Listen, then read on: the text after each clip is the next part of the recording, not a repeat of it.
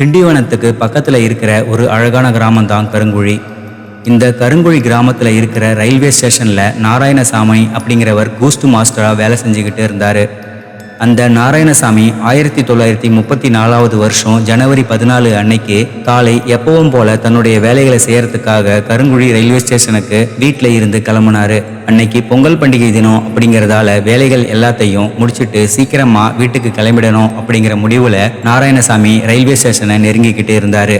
Railway ஸ்டேஷன்ல இருந்த பூட்டி இருந்த பார்சல் ரூமை தான் வச்சிருந்த சாவியை வச்சு திறந்து நாராயணசாமி உள்ள போனாரு. அவர் உள்ள போன அடுத்த நொடியே மிக மோசமான ஒரு கெட்ட வாடை அடிக்கிறத அவர் கவனிச்சாரு. அந்த துர்நாற்றம் எங்க இருந்து வருதுன்னு அனுமானிக்க முயற்சி பண்ண நாராயணசாமி ஒரு அதிர்ச்சி அளிக்கக்கூடிய காட்சியை பார்த்தாரு.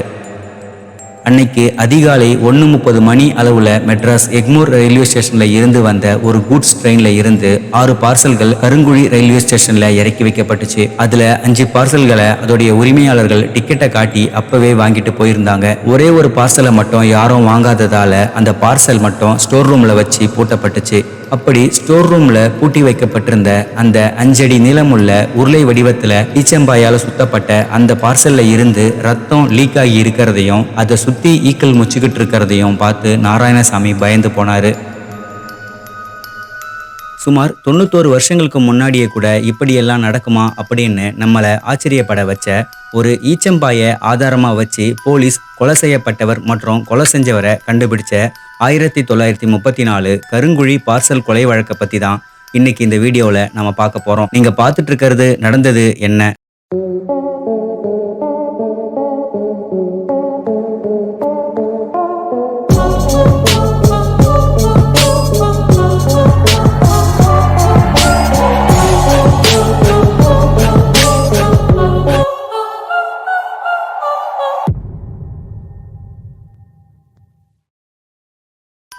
ஈச்சம்பாயால சுத்தப்பட்ட அந்த பார்சலோட அளவு, வடிவம் மற்றும் அதுல இருந்து லீக்கான ரத்தத்தை வச்சு அதுக்குள்ள என்ன இருக்கலாம்னு கணிச்ச நாராயணசாமி உடனடியா செங்கல்பட்டு ரயில்வே போலீஸுக்கும் மதுராந்தகம் மேஜிஸ்ட்ரேட்டுக்கும் தகவலை சொன்னாரு. கொஞ்ச நேரத்துல அந்த ஊரே பரபரப்பாச்சு.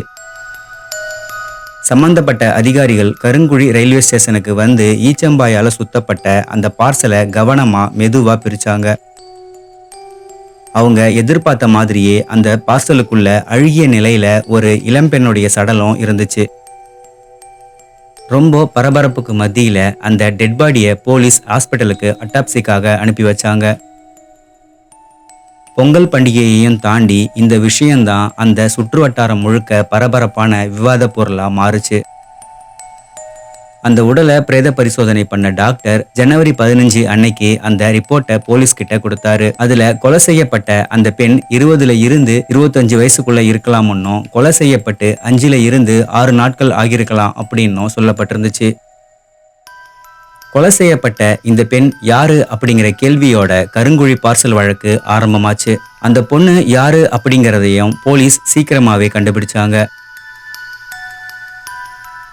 பார்சல் ஏத்தப்பட்ட இடம் மெட்ராஸ் எழும்பூர் ரயில் நிலையம். பார்சலை சுத்தி இருந்த அந்த ஈச்சம்பாய் அந்த காலகட்டத்தில் மெட்ராஸ்ல அதிகமா விற்கப்பட்ட இடம் மெட்ராஸ் ஜார்ஜ் டவுன் பகுதி. அந்த ஜார்ஜ் டவுன் போலீஸ் ஸ்டேஷன்ல சமீபத்துல பெண் யாரும் காணாம போன வழக்கு பதிவு செய்யப்பட்டிருக்கான்னு செங்கல்பட்டு போலீஸ் விசாரிச்சாங்க. அப்படி விசாரிச்சப்போ சென்னை ஜார்ஜ் டவுன் பெத்தநாயக்கன் தெருவுல இருக்கிற 24ஆம் நம்பர் வீட்டுடைய முதல் மாடியில வசிச்ச 22 வயதான சீத்தம்மாள் அப்படிங்கிற பெண் காணாம போனது வழக்கா பதிவு செய்யப்பட்டிருக்கிறது தெரிய வந்துச்சு. இதுக்கப்புறமா சீத்தம்மாளை காணும்னு புகார் கொடுத்திருந்த அவருடைய கணவர் பார்த்தசாரதி செங்கல்பட்டுக்கு போய் கருங்குழி ரயில்வே ஸ்டேஷன்ல கண்டெடுக்கப்பட்ட அந்த சடலத்தை பார்த்து அது சீத்தம்மாள் தான் அப்படின்னு உறுதி பண்ணாரு. அதை தொடர்ந்து பண்ண விசாரணையில சீத்தம்மாள் பத்தின முக்கிய தகவல்கள் கிடைச்சது. செங்கல்பட்டை பூர்வீகமா கொண்ட ஒரு ஏழ்மையான குடும்பத்தை சேர்ந்த சீத்தம்மாளுக்கு சின்ன வயசுலேயே பார்த்தசாரதி அப்படிங்கிறவர் கூட திருமணமாகி அதுக்கப்புறம் மெட்ராஸுக்கு வந்திருக்காங்க. பார்த்தசாரதி மெட்ராஸ் பைராகி மடத்துக்கு பக்கத்துல இருந்த ஒரு கோவில்ல சமையல்காரரா வேலை செஞ்சாரு. கிராமத்துல ஒரு சாதாரண வாழ்க்கை வாழ்ந்துகிட்டு இருந்த சீத்தம்மாளுக்கு மெட்ராஸ்ல இருந்த ஒரு சில பணக்காரர்களுடைய வாழ்க்கை முறை ஆச்சரியத்தையும் ஆசையையும் ஏற்படுத்துச்சு. தானும் அது போல ஒரு வாழ்க்கையை வாழ்ந்தா நல்லா இருக்குமேன்னு சீத்தம்மாளுக்கு எண்ணம் ஏற்பட ஆரம்பிச்சது. ஆனா சமையல்காரரா வேலை செஞ்ச பார்த்தசாரதியுடைய வருமானம் அதுக்கு போதுமானதா இல்லை. அது மட்டும் இல்லாம எந்த நேரமும் கோவில் மடம் அப்படின்னு இருந்த பார்த்தசாரதி சீத்தம்மாள் கூட நேரம் செலவழிக்காததால அவங்களுடைய திருமண வாழ்க்கையும் பிரச்சனைக்குரியதா இருந்திருக்கு. சீத்தம்மாள் பார்த்தசாரதி வசிச்சுக்கிட்டு இருந்த வீட்டுக்கு பக்கத்திலேயே ஒரு பெரிய பங்களா வீடு இருந்துச்சு. அந்த வீட்டுல ஒரு வக்கீலும் அவருடைய மனைவியும் வாழ்ந்துகிட்டு இருந்தாங்க. அந்த வக்கீலோட மனைவியும் சீத்தம்மாளும் நெருங்கி பழகி இருக்காங்க. அவங்களுடைய வேலைகளுக்கு சீத்தம்மாள் ஒத்தாசையாவும் இருந்திருக்காங்க. கொஞ்ச நாட்கள்லேயே வீட்டு வேலைகள் செய்யறது, வக்கீல பார்க்க வர்றவங்களுக்கு டீ காபி கொண்டு போறது அப்படின்னு அந்த வீட்டுல எல்லா வேலைகளையும் சீத்தம்மாள் செய்ய ஆரம்பிச்சாங்க. அதுக்காக சம்பளமா பணமும் வாங்கியிருக்காங்க. ஒரு நாள் வக்கீலோட வீட்டுக்கு ராமானுஜம் ஐயங்கார் அப்படிங்கிறவர் வக்கீல பாக்குறதுக்காக வந்திருக்காரு. சீத்தம்மாள் அவருக்கு காப்பி கொண்டு போய் கொடுத்தாங்க. அந்த சமயத்துல வீட்டுல யாருமே இல்லாததால ராமானுஜம் ஐயங்கார் சீத்தம்மாள் கிட்ட இங்க யாரு அப்படின்னு விசாரிச்சிருக்காரு. அப்படி அவங்க பேசிட்டு இருக்கும்போது ராமானுஜம் ஐயங்கார் தானும் செங்கல்பட்டு தான் அப்படின்னு சொல்ல அவங்களுக்கு இடையிலான அந்த உரையாடல் நீண்டுகிட்டே இருந்துச்சு. சீத்தம்மாள் பேசினதுல இருந்து சீத்தம்மாளுக்கு தன்னுடைய கணவர் கூட ஒரு நிம்மதியான சந்தோஷமான வாழ்க்கை இல்லை அப்படிங்கிறதும், அவங்க ஒரு வசதியான வாழ்க்கை வாழறதுக்கு தயாரா இருக்காங்க அப்படிங்கிறதையும் ராமானுஜம் ஐயங்கார் புரிஞ்சுக்கிறாரு. வந்த வாய்ப்பை ஏன் விடணும் அப்படின்னு தன்னுடைய பகட்டான வாழ்க்கை முறைய சீத்தம்மாள் கிட்ட சொல்லி அவங்கள தன்னுடைய வழிக்கு கொண்டு வர முயற்சி பண்ணாரு. இதுக்கப்புறமா ராமானுஜம் ஐயங்கார் அடிக்கடி சீத்தம்மாளை பாக்குறதுக்காகவே அந்த வக்கீல் வீட்டுக்கு வந்தாரு. சீத்தம்மாளும் ராமானுஜம் ஐயங்காரும் அடிக்கடி தனியா சந்திக்க ஆரம்பிச்சாங்க. கொஞ்ச நாட்கள்லேயே இந்த விஷயம் சீத்தம்மாளுடைய கணவரான பார்த்தசாரதிக்கு தெரிய வந்து அவங்களுக்குள்ள பிரச்சனை வெடிச்சுது. இந்த பிரச்சனை நடந்த ஓரிரு நாட்கள்லேயே சீத்தம்மாள் வீட்டை விட்டு கிளம்பி ராமானுஜம் ஐயங்கார் கூட போய் தங்கினாங்க. ஏற்கனவே திருமணமாகி மனைவிய சொந்த ஊரான செங்கல்பட்டுல விட்டுட்டு வேலைக்காக மெட்ராஸ்ல வாழ்ந்துகிட்டு இருந்த ராமானுஜம் ஐயங்கார் ரகசியமா சீத்தம்மாள் கூட இன்னொரு வாழ்க்கைய வாழ ஆரம்பிச்சாரு. இதுக்கிடையில பார்த்தசாரதியும் தன்னுடைய மனைவிய காணலன்னு ஜார்ஜ் டவுன் போலீஸ் ஸ்டேஷன்ல புகார் கொடுத்தாரு. போலீஸ் சீத்தம்மாளை தேடுறாங்கன்னு தெரிஞ்சுக்கிட்ட ராமானுஜம் ஐயங்கார் சீத்தம்மாளை தங்க வச்சிருந்த வீட்டை அடிக்கடி மாத்திக்கிட்டே இருந்தாரு. சீத்தம்மாள் வீட்டை விட்டு போனதுக்கு அப்புறமா இப்பதான் அவங்கள சடலமா பாக்குறேன். அந்த ராமானுஜம் ஐயங்கார் தான் தன்னுடைய கடனை அடைக்கிறதுக்காக சீத்தம்மாளை நகைக்காக கொலை பண்ணியிருப்பான். அவங்கிட்ட விசாரணை பண்ணா உங்களுக்கு உண்மை தெரியும்னு பார்த்தசாரதி போலீஸ் கிட்ட சொன்னாரு. தீவிர தேடுதல் வேட்டைக்கு அப்புறமா ராமானுஜம் ஐயர் கைது செய்யப்பட்டாரு. ராமானுஜம் ஐயர் கண்டிப்பா உண்மையை ஒத்துக்க மாட்டார்னு உறுதியா நம்பின போலீஸுக்கு அவர் ஒரு ஆச்சரியத்தையும் அதிர்ச்சியையும் ஏற்படுத்தினாரு. போலீஸ் கிட்ட ராமானுஜம் ஐயங்கார், நான் வேலைக்கு போனதும் அவ அந்த பகுதியில இருந்த பல பணக்கார ஆண்கள் கிட்ட நெருக்கமா பழகினா. அவ ஒரு ஒழுக்கம் கெட்டவ. அவளோட நடவடிக்கைகள் எனக்கு பிடிக்கல. அதனால அவளை கொலை பண்ணணும்னு முடிவு பண்ணி ஜனவரி 11 அன்னைக்கு இரவு கழுத்தை நெரிச்சு நான் தான் கொலை பண்ணேன் அப்படின்னு சொன்னாரு. கொலை பண்ணதுக்கு அப்புறமா மறுநாள் ஜார்ஜ் டவுன் பகுதியில முகமது காசிம் அப்படிங்கிறவரோட கடையில இருந்து பாய் வாங்கினதாகவும், தான் வாங்கின அந்த பாயை அந்த கடையில வேலை செஞ்சுக்கிட்டு இருந்த தாயம்மாள் அப்படிங்கிற பெண் தான் பெத்தநாயக்கன் தெருவுல இருக்கிற தன் வீட்டுக்கு பக்கத்துல இருந்த மீன் மார்க்கெட் வரைக்கும் தூக்கிட்டு வந்ததாகவும், அதுக்கப்புறமா அந்த உடலை ஒரு மேட் வச்சு சுத்தி அதுக்கு மேல ஈச்சம்பாயால பார்சல் பண்ணதாகவும், அந்த உடலை 2 நாட்கள் வீட்லயே வச்சிருந்து 13ஆம் தேதி நைட் கருங்குழி வழியா போற ஒரு பார்சல் ட்ரெயின்ல ஏத்தி விட்டதாகவும் ராமானுஜம் ஐயங்கார் போலீஸ் கிட்ட சொன்னாரு.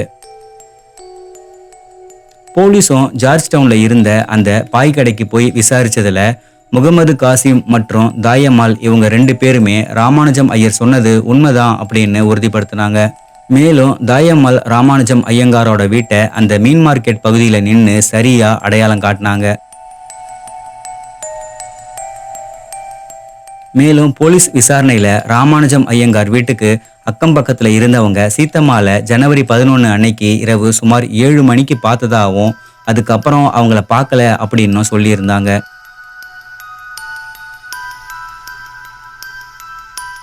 அதே போல மறுநாள் காலை 4 மணிக்கெல்லாம் ராமானுஜம் ஐயங்கார் வீட்டை விட்டு போனதை அந்த பகுதியில இருந்த ஒரு சிலர் பார்த்ததும், காலை 6 மணிக்கு பால்காரர் வீட்டை வந்து பார்த்தப்போ வீடு பூட்டப்பட்டு இருந்ததும் போலீஸுக்கு தெரிய வந்துச்சு. மேலும் காலை 7 மணிக்கு வீட்டுக்கு வந்த ராமானுஜம் தன் மனைவிய சைதாப்பேட்டையில இருக்கிற தன்னுடைய தங்கைக்கு பிரசவ சமயத்துல உதவி பண்றதுக்காக அனுப்பி வச்சிட்டதா பக்கத்து வீட்டுக்காரர்கள் கிட்ட சொல்லியிருக்காரு. அதுக்கப்புறம் ராமானுஜம் காலை 10 மணி அளவுல ஒரு ஈச்சம்பாய வீட்டுக்கு கொண்டு வந்ததாகவும் மாலை 6:50 வரைக்கும் வீட்டுல இருந்த அவர் 8 மணிக்கு மேல வீட்டுல இல்ல அப்படின்னும் அந்த வீட்டுக்கு பக்கத்துல இருந்தவங்க போலீஸ் கிட்ட சொன்னாங்க. அதுக்கப்புறம் ராமானுஜம் ஐயங்கார் எக்மோர் ரயில்வே ஸ்டேஷனுக்கு போயிருக்கலாம்னு சந்தேகப்பட்ட போலீஸ் அங்கேயும் போய் இது சம்பந்தமா விசாரிச்சாங்க. ராமானுஜம் ஐயங்காருக்கு பார்சலுக்கான டிக்கெட் தந்தவர் உதவி பார்சல் கிளர்க் ஜெகநாத தத்தாச்சாரி. அந்த பார்சலை ரயில் பெட்டிக்கு தூக்கிட்டு போனவர் கூலி தொழிலாளி முனுசாமி. இவங்க 2 பேருமே ஜனவரி மாசம் 13ஆம் தேதி இரவு ராமானுஜ ஐயங்கார் பார்சல் ரயில்ல பார்சலை அனுப்புனதை உறுதிப்படுத்தினாங்க. இதுக்கு அடுத்த நாளான ஜனவரி 14ஆம் தேதி பெத்தநாயக்கன் தெருவுல இருந்த தன்னுடைய வீட்டை காலி பண்ணிட்டு சூலூர்ல தனக்கு கிராம முனிசிபாலிட்டியில வேலை கிடைச்சிருக்கிறதா சொல்லி கிளம்புனாரு ராமானுஜ ஐயங்கார்.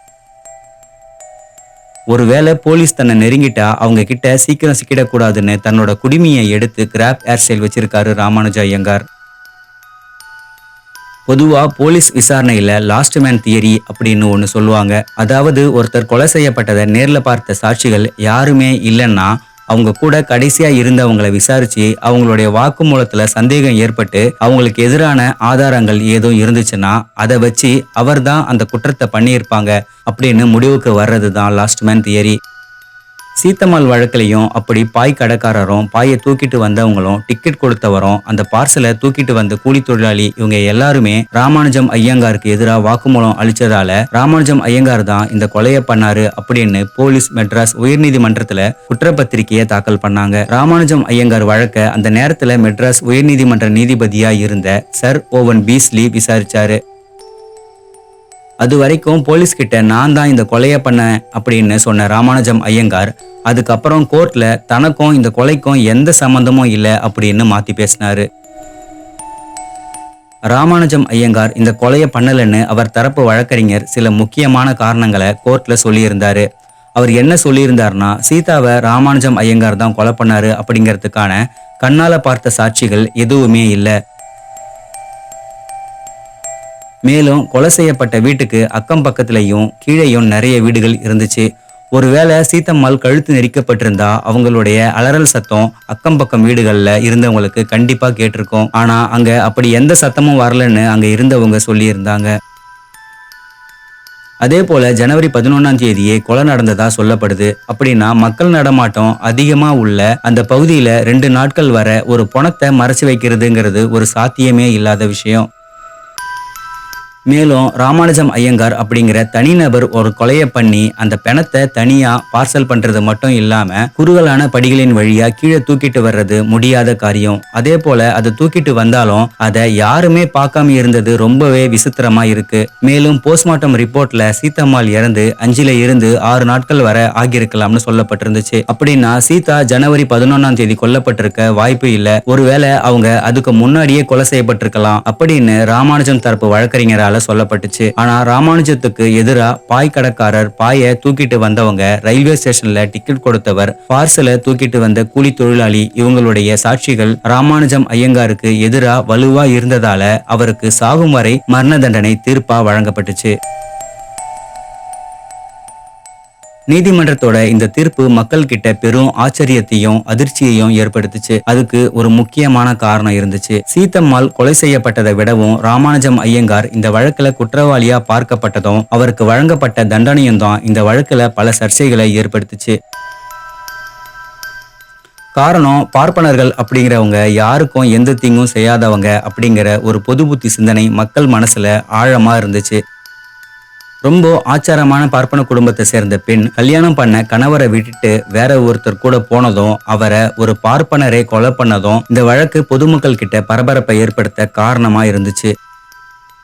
ராமானுஜம் ஐயங்கார் மேல விழுந்த பழியால பார்ப்பன சமூகத்துக்கே களங்கம் ஏற்பட்டுடுச்சுன்னு அப்ப இருந்த பார்ப்பன பெரும்புள்ளிகள் கருதுனாங்க. அதனாலதான் ஒரு வழக்குல வாதாட பெருந்தொகையை அந்த சமயத்துல வாங்கிக்கிட்டு இருந்த பிரபல வழக்கறிஞர் சி நரசிம்மாச்சாரி இந்த வழக்குல ராமானுஜம் ஐயங்காருக்காக இலவசமா வாதாடினாரு. மேலும் ராமானுஜம் சார்பா அவர் சமூகத்தை சேர்ந்த பல வழக்கறிஞர்கள் சேர்ந்து நீதிமன்றத்தோட தீர்ப்பை எதிர்த்து மெட்ராஸ் அட்வொகேட் ஜெனரல் கிட்ட மனு கொடுத்தாங்க. ஆனா அவரும் தூக்கு தண்டனையை உறுதி செஞ்சாரு. அதுக்கப்புறம் இந்த வழக்கு லண்டன் பிரிவியூ கவுன்சிலுக்கு அப்பீலுக்கு போச்சு. அங்கேயும் தூக்கு தண்டனை உறுதியாச்சு. கடைசியா இங்கிலாந்து ராணியோட இந்திய பிரதிநிதியான வைசிராய் கிட்ட கோரிக்கை வைக்கப்பட்டுச்சு. அவர் அந்த கருணை மனுவை ஏத்துக்கிட்டு தூக்கு தண்டனையை ரத்து செஞ்சு ஆயுள் தண்டனையா மாத்தினாரு. அப்பவும் ஓயாத வக்கீல்கள் தங்களுடைய தொடர் முயற்சியால ராமானுஜத்தை சிறையில இருந்து விடுவிக்க வச்சாங்க. இத்தனைக்கும் ராமானுஜம் பெரிய ஜமீன்தாரோ பணக்காரரோ இல்ல. அவங்களுடைய இந்த எல்லா போராட்டமுமே ராமானுஜம் ஒரு பார்ப்பனர் அப்படிங்கிறதுக்காக மட்டுமே.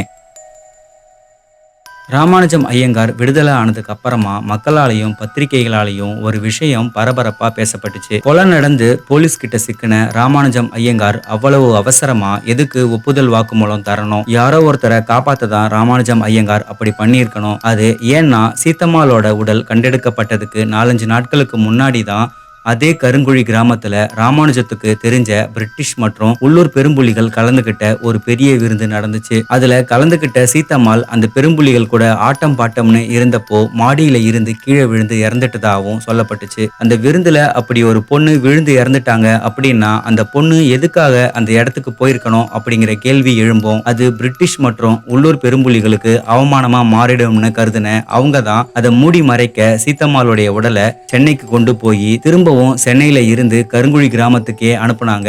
சென்னையில இருந்து கருங்குழிக்கு பார்சல் அனுப்புனா கருங்குழியில நடந்த இந்த விபத்தால தான் இப்படி ஒருத்தங்க இறந்துட்டாங்கன்னு யாருக்குமே சந்தேகம் வராதுன்னு அப்ப இருந்த சில பத்திரிகைகள் செய்திகளை வெளியிட்டாங்க. ஆனா 11ஆம் தேதி இரவு வரைக்கும் சீத்தம்மாளை பார்த்ததா பெத்தநாயக்கன் தெரு மக்கள் எப்படி சொன்னாங்க அப்படிங்கிறது தான் இந்த செய்திகளுக்கு ஒரு முரண்பாடை ஏற்படுத்துச்சு. எது எப்படியோ ஆனா உண்மையிலேயே சீத்தம்மாளுடைய மரணத்துக்கு யார் காரணம் அப்படிங்கிறது கடைசி வரைக்கும் கண்டுபிடிக்க முடியாத புதிராவே மறைஞ்சு போச்சு.